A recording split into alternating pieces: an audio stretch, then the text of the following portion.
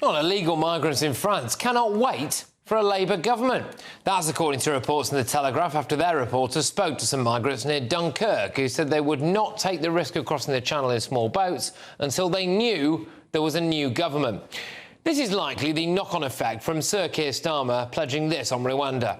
We will restore serious government to our borders, tackle this problem at source and replace the Rwanda policy permanently. I think the problem is for many people now the source is the migrant hotel next to where they live. But Rishi Sunak claimed last night that migrants will be queuing up in Calais if Labour win power. Either you believe illegal migrants should not be in our country, they should be removed to somewhere else, or with Keir Starmer, they're all going to be released, all the people we've detained, and they will be out on the streets. And that's a choice for everyone. Do you want illegal migrants on planes going elsewhere, or do you want illegal migrants out on your streets with Labour? Those illegal migrants will not be on planes to Rwanda. They will be out on our streets putting pressure on public services. And, by the way, I can tell you now, they are queuing up in Calais, waiting for a Starmer government so they can come here and stay here. They've not been on planes already, though, have they? And that's a problem for him. But is that a bit rich coming from him? Because Nigel Farage went out to the Channel today to mark a bleak migrant milestone for the Prime Minister. Behind me, you can see a white dinghy. There are 45 people on board. Behind it, you can see an escort vessel, because that's what the French do.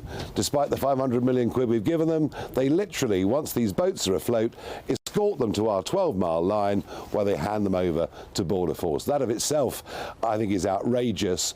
But the significance of this boat is that this number on this vessel take it beyond 50,000 that have come since Rishi Sunak has been Prime Minister.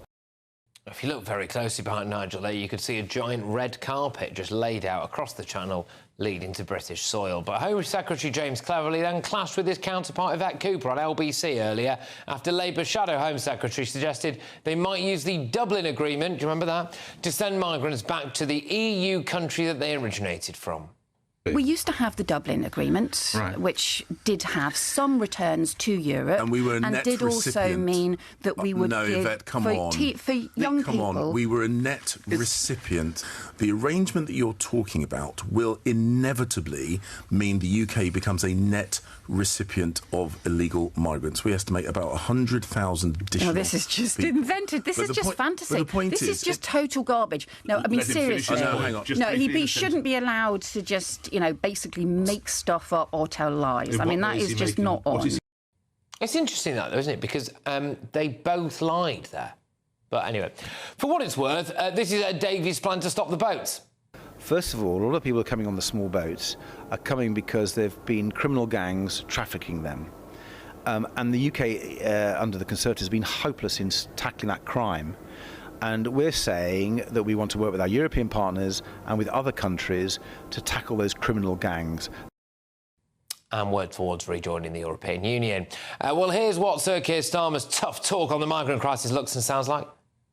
And nobody but nobody should be making that journey across the Channel. Nobody. It's a breach of our borders. It's also, I think, a matter of national security, because the government should be deciding who comes to this country, and we need to know who it is that's coming to this country. So we have to deal with it. I take it very seriously. I do not accept that it's impossible to take down the gangs that are running this vile trade. And that's why, in the first few days of government, if we're privileged to come in to serve, we will set up a border security command.